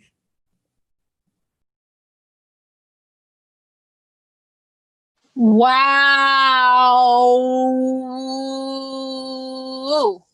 That's my baby. Sending love, but you ate that up. No crumbs Period. left. Period. Yo, like I need a minute to process that poem. Because it just spoke to my soul. And I'm not gonna lie, being a cisgendered hetero man with a deep voice, if I say, y'all better get that shit a 10, it probably sounds like I'm about to stick up all the judges and like literally force them or threaten them to do something. So I'm not gonna say that. But I am gonna say that, like, man, I hope that score reflects that poem. Because whoo, I have a feeling that these hyphy poets in this chat is going to go in and they're going to hop on the mic to express their displeasure. Because, man, and I'm gonna let y'all know, I have, like, me and Imani do not know each other, like, and we don't have to. That was I man, like I'm stuttering because, like, there's nothing I can say to express how amazing that piece was. But y'all ain't here to hear me talk. So just know that, like, man, I love that poem, Sib. And, like, y'all remember how I said that there was a poet that, like, an hour before we closed the list was like, hey, I want to get on? Like, that was that poet. And I ain't gonna lie, I think that it would be a really good idea if we keep our sign-up list open until 8 o'clock. Because now I want to make sure anybody that comes in, or like wants to sign up, kind of last minute gets the chance to sign up. Because yeah, like that's living proof right there that we need to keep our lists open longer. But with that said, I got some scores for you all, if you're ready for those kind of things. And yes, I am in California, Northern California at that. So you will probably hear, like, people smoking or choking in the background. Yeah, during that last poem, there was like 3, 4 cops that went into North Richmond, like with hella sirens and stuff. And I'm really glad that didn't happen right now. I told y'all I'm in the hood. I'm just glad y'all ain't heard most of the hood sounds that I've been hearing. Um, so for Bambi, man, just when I was like had starting to have faith, and just when I was starting to really believe in the judges, y'all done fucked around and gave Bambi a 27.7. That's whack. That's I ain't gonna talk too much shit, but that's whack. I just don't agree. I really don't agree. But all right, y'all entitled to y'all wrong opinions. But yeah, Bambi got a 27.7. And next we have actually on deck we have the end of the show, figuring out who won, tabulating all these scores, and everybody, I was about to say going home, but like y'all niggas is already home. And hopefully y'all feeling as good as I am feeling right now. But next up we have the last poet of the second of the second round. And like, you started this slam off with the utmost heat, and I have all the faith in the universe you about to end this joint with the utmost heat. So I'm gonna need y'all to get loud, like to where we get a 9.0 on the Richter scale for Marika Bamba. Woo, woo, woo! Woo, woo, Yes. woo! Woo, woo, woo!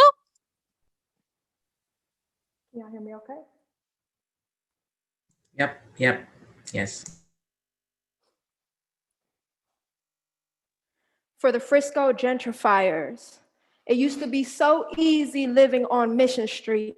The way my blood pumps while the music bumps every Saturday at Pancho Villa, the burritos ain't never cost more than $10 before. See, I grew up across the street. The sound of blades chopping, the carne asada, family trips with my mama just to take a stroll to Casa Lucas, where we'd stop for Sunday tamales. Mama always called the store owners amigo. Excitement when we go, pick up the photos to develop at Walgreens on 16th. Cherished Kodak moments while the dealers dealt on the street. My special name for it was Crack Block, right on 17th. Papa picking up a pink box full of donuts, 1 dozen for us. It was more than satisfaction for our sweet tooth. He went to our favorite place, where cheap coffee met a metal bat right next to the safe. Don't fuck with the donut shop is what I'd always say. Remembering the Payless next to McDonald's, where I saw my mom fight first, and the terrible Asian bowl cuts we got next door, it was the worst. The smell of hair dye makes room for nostalgia. Dollar stores on every corner so mama wouldn't sweat the small stuff. Thugs in XL shirts trying to talk tough, but I never had a problem. Running up and down Mission like the 14 bus in a rush, just our luck, a bus pull up. When the line at Farolito was filled with people like us, now people confuse me for you. An Asian face in Clark Desert boots, assumed to work in tech when my roots are buried in this Mission Street concrete. Valencia Street don't even want me. Watching all the white people be rude in Daisy Dukes, Doc Martin boots, probably wearing the same jean jacket my mom wore in the 90s. Everybody discussed me. Not understanding people when they say Dolo Park, because growing up, that was Soreno block. Wear red and understand somebody gonna get marked, and I'm not like you. I don't come to Dolores Park for young coconut water or having picnics to relax in. I don't come to Clarion Alley for photo shoots because I'm too worried about where my mother's gonna lay her back in. Too upset I'm outnumbered. These streets don't belong to your gentrifying soul. These roots you stomp on hurt more than watching a diminished mode. I've been told I look just like you. But you never seen police taping off the local corner store where dead bodies lay in decay for just an hour more before the ambulance arrives. I hate when my people die. And even more when you call my hood dangerous, you know you don't fucking belong here. Thank you. Make some noise. Period. Like, loudly. Woo! Loudly, I said. Come on now. Like, come They don't on. belong Come there. on now. Oh my God. Damn. I'm I'm gonna keep it a buck with you. I'm gonna keep it all the way 100. Um, Mighty Car, in the last like 10 plus years, my love for Frisco has diminished because of gentrification. But your poem just reminded me all the reasons that I once loved the city of Frisco, as much as I love my hometown of Richmond. Like, um, man, you brought me back to when Frisco was Frisco, where there was, like where you could see Mexicans at Dolores Park and all over the Mission District, where there was black people in the Fillmore still. There was Candlestick Park and Hunters Point, you know. There was soul in the city, and unfortunately any and everything that has brought soul to Frisco has been moved out to the East Bay, the North Bay, and out of California. So like, thank you for giving 30-year-old me the memories of 5 and 12 and 2-year-old me going to Frisco and seeing that city that's dead to me now, living and breathing and existing still. Like, thank you for that. I needed that, because like, as much as I hate Frisco now, like, it was once worthy of all the love I used to have for it. And you reminded me that maybe one day there will be a little bit of some soul in Frisco again somehow. I appreciate that. Um, well, we got scores, y'all. And the previous poet, who goes by the name of Imani, has received, because of a time penalty, motherfucking time penalties, man. Like, I see, I grew up a fan of a certain Oakland football team that no longer exists, and they were all about breaking rules and stuff. So like, it's all like uh in my bones to just say fuck any and all rules. But because I'm hosting a slam, I gotta stick by them. And yes, unfortunately, there was a time penalty for Imani, but they received a 28.7. And yeah, like, I want to say that um the judges suck for that, but yes, it was partially because the judges suck and partially because there was a little bit of a time penalty. So thank you for sharing that. Um, and it looks like Chardonnay, who I just gave credit for being better and quicker on the draw than me when I'm score keeping, just gave me the last score for the last poet, and they're about to calculate first and second round to tell me the top 3 poets. So for the second round performance of Madi Carr received a 29.2. Um, and while we are waiting for who placed what, um, I'm just going to go ahead and let you know that here at Rich Oak Events, we hold Berkeley Slam every Wednesday at 8:30-ish Pacific Standard Time. And at 7 o'clock every Wednesday, we hold the writing workshop that is usually led by that week's featured poet. So next week, it will be led by Shakandria Icon Sibley, who was dope as hell, that I had made a reference to. Today's workshop was led by Tino, our first round sack, and like, man, it was fire. So like, I'm kind of salty I didn't get a chance to attend. Um, in addition to our Wednesday slam, every first and third Saturday, yes, nigga, this Saturday is the Rich Oak Alchemy Slam, usually at the Allen Bluford Center for Justice in Uptown Oakland. But because of the Rona, it's virtual. So you can peep that at the Rich Oak Alchemy Instagram page, at Rich Oak Alchemy. It'll be on IG Live. Our Alchemy open mic is solely on Instagram Live, but we do a writing workshop before that at 7 o'clock on Zoom. And when you look at the flyer for the open mic, which will be going up in the next couple of days, you will see the meeting ID code for the writing workshop. The open mic will not be happening on Zoom, just the writing workshop. But yeah, it's gonna be pretty dope. Um, and in addition to that, we run a third show. It's not really the third show because we all like, you know, they at this point they feel like they blend into each other sometimes, but like really we love them all equally. But Oakland Poetry Slam is what we hold every third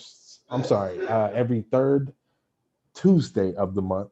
So on Tuesday, October 19th, um, we are going to have it on like all of our shows you can stream on Facebook or on YouTube at Bay Poets Unite.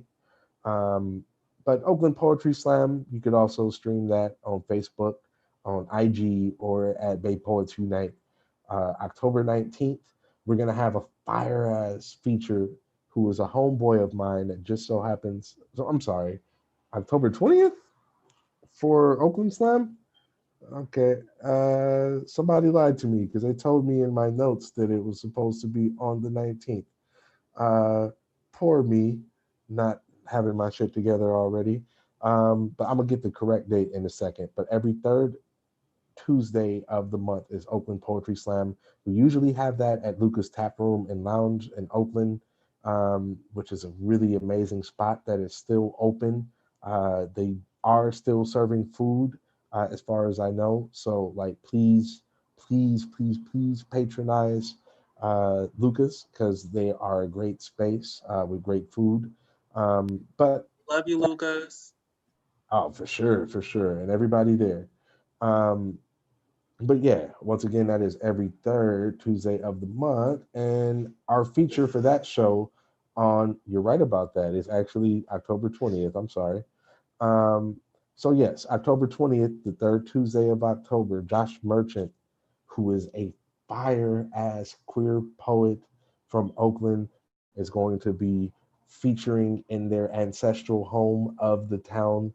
And honestly, it's going to be like a homecoming. Like, y'all going to have to peep that show. Um, and as Arvin said during the break, Queer Mountain, Santa Cruz Word Church, and am I leaving anyone out? San Jose. San Jose Slam are all um, partner slams or sister slams of ours. They're like our favorite cousin slams that we strongly encourage you to look up on Facebook for Santa Cruz Word Church, Open Mic, the San Jose Poetry Slam, and Queer Mountain Poetry Slam, because those are all amazing shows. And like, the Bay Area is all about community, as is many pockets of this country. And I believe that we have finally been given the scores for who won and who placed where. So, can I get a drum roll? For third place, with a score of 58.2, we have, drum roll please. Okay, y'all niggas don't know what a drum roll is. It's cool. We have Monty Carr. Would you like to say a word?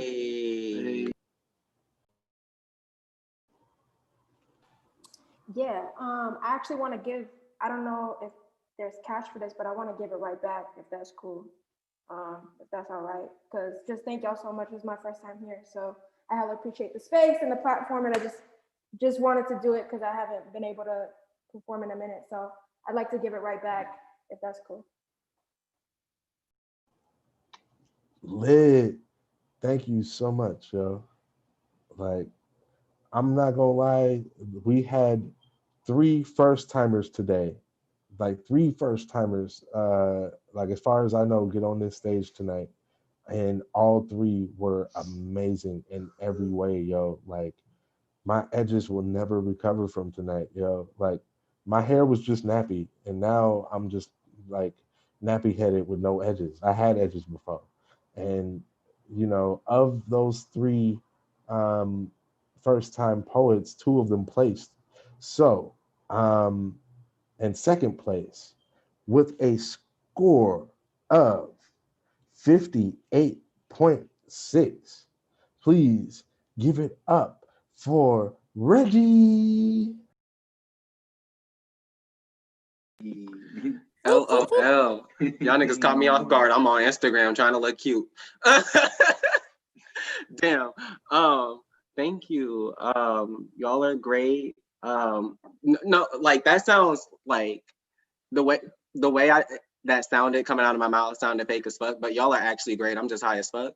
But like y'all are amazing, like dead ass, like whew, just every single poem I was sitting up here like, okay, like I'm real pissed off that I didn't know some of y'all. I'm like, where y'all been hiding? So like, shout out to every single person that spit tonight, because this is, I've said it a couple times this year, but like this really is like, this was the best show this year so far. So y'all got that.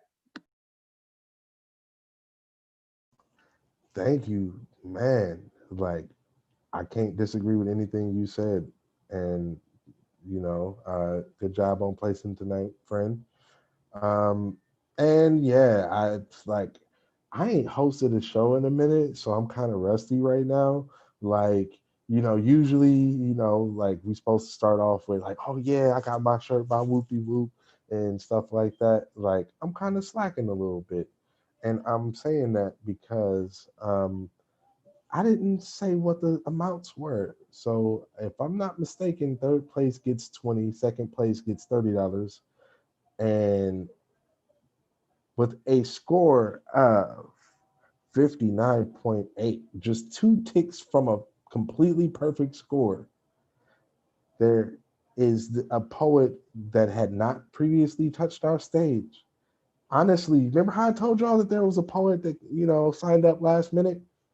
Well, they had a friend that they wanted to slam with. And I was like, hell yeah, let's do it. Well, both of those poets were very high placing in tonight's slam, and one of them actually won. And I really want y'all to like give me a real drum roll so I can tell you who won. Like, can I hear some drums? I know we got some African diaspora descendants. Like, I know we got some drummers in this motherfucker. I need to hear a drum roll to announce who won this slam because it was really close. I'm gonna just say drums. I have to be quiet because my roommate is sleeping. But drums. Okay, perfect.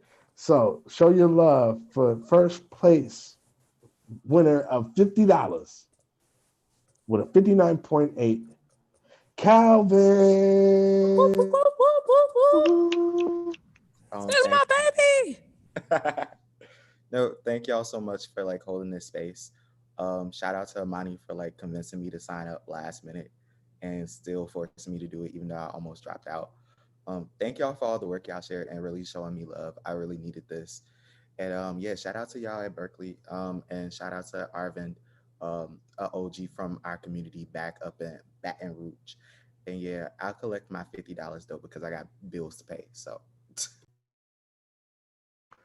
For sure. I felt that on the spiritual level. And, before you all leave, please make sure we have your financial information, your preferred payment method, and like how to be able to get you paid. Please, before you leave, make sure we have that information because, yeah, how we gonna promise you money and not pay you? Like, I ain't as light skinned as I look. We don't do that here at Berkeley Slam. Rich Oak events don't play that. And I want to thank you, the audience, for tuning in to this amazing event of a poetry slam that we've had tonight. I want to thank you, the judges, for being consistent and not even allowing me the opportunity to talk shit about the scores that you gave tonight. And I would also like to thank all the poets who performed. Once again, you can hit us up at patreon.com/Rich Oak Events, at Cash App at Rich Oak Events, or at Venmo at Rich Oak Slam. I have been your host, Prophet, and this has been Berkeley Slam. And it's about that time of the night that I have to say so long, farewell to you, my friend. And I don't even remember where the hell that comes from.